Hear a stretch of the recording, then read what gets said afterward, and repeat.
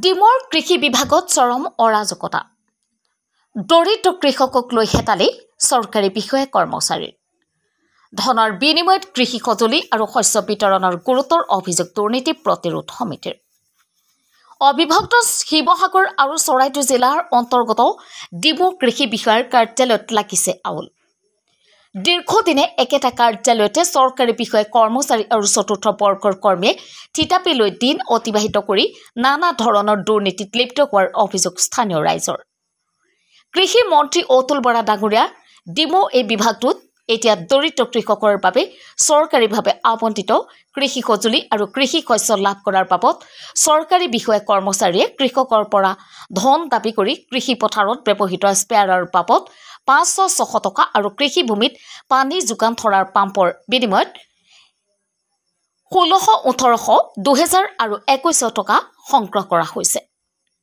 আনহাতে এই বিভাগটোৰ বিৰুদ্ধে ধন সংগ্ৰহ আৰু দৰিদ্ৰ কৃষকে কৃষি সঁজুলি আৰু কৃষি শস্যসমূহ সময় উপযোগীভাৱে নোপোৱাৰ অভিযোগ আনিছে দুৰ্নীতি প্ৰতিৰোধ সমিতিৰ সভাপতি ধ্ৰুৱ বৰুৱাই আজি ডিমো এই কৃষি বিভাগৰ কাৰ্যালয়ত উপস্থিত হৈ চৰকাৰী বিষয়া কৰ্মচাৰীয়ে সময়মতে কাৰ্যালয়ত অনুপস্থিতি আৰু ভয়ংকৰ দুৰ্নীতি সন্দৰ্ভত সংবাদ মাধ্যমৰ জৰিয়তে মুখ্যমন্ত্ৰীৰ তদাৰকী আৰু দুৰ্নীতি নিবাৰণ শাখাৰ হস্তক্ষেপ বিচাৰে। শিৱসাগৰৰ পৰা ফাৰহান লস্কৰৰ ৰিপৰ্ট, নিউজ 18 অসম।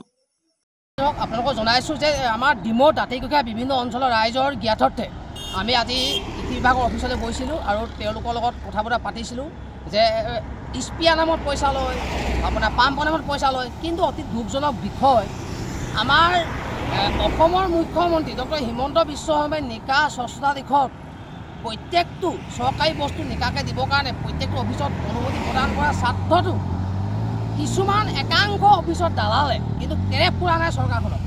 কিন্তু সেই দালালসকলক নাকি লগাব লাগিব আমি। আৰু এনেকুৱা গতিত কৰিছে আজি সেই ডিমো কৃষি বিভাগৰ যিটো অফিচ, সেই অফিচৰ পৰা বস্তাই বস্তাই আলু বিকে, বস্তাই বস্তাই চৰকাৰী সামগ্ৰী যিসমূহ অফিচলৈ আহে সেইসমূহ বাহিৰত বিকে। আমাক বিভিন্নজনে আজি কৈ আছিলে বহুত দিনৰ পৰা, আমি চাই আছিলোঁ। কিন্তু কাৰ ভিত্তিত কাৰ লগত মিতিয়ালি কৰি এনেকুৱা কৰিছে আমি নাজানো। কিন্তু আজি আপোনালোকৰ মাধ্যমে আমি সকীয়াই দিছোঁ আৰু আজি অফিচতো গৈছোঁ, অফিচত গৈও তেওঁলোকক সকীয়াইছোঁ যাতে এনেকুৱা গতিত যাতে নচলে অফিচটো আৰু চৰকাৰখনে বদনামুখী যাতে নকৰে। কিন্তু আজি আপোনাৰ পাম্পৰ নামত পইচা ৫০০-৬০০ লৈছে। আজি আপোনাৰ পাম্পৰ নামত পাম্পত নহয়, আপোনাৰ স্পিয়াৰ নামত পইচা ৫০০-৬০০কৈ লৈছে। যিটো আমাৰ পানী পাম্পৰ নামত আপোনাৰ ২১০০, ১৮০০, ১৬০০, ১৫০০ তেনেকুৱা কৰি লৈছে। ক'লে কৃষকৰ যদি কোনোবা আমাৰ জনসাধাৰণৰ ৰাইজে হয়, যিহেতু এই কৃষি বিভাগৰ অফিচটো চৰাইদেউ আৰু শিৱসাগৰ জিলাৰ অধীনত আছে, বস্তুসমূহ কৃষকে পায়নে? কৃষকে যেনেকৈ পাবলৈকে নাপায়। ইয়াত গাড়ীয়ে বস্তু যায়, গাড়ীয়ে ক'ত কেনেকৈ যায় নাজানো, গাড়ীয়ে যায়। আৰু আমি বহুতদিন পৰা লক্ষ্য কৰি আছিলোঁ এই অফিচটোৰ ওপৰত।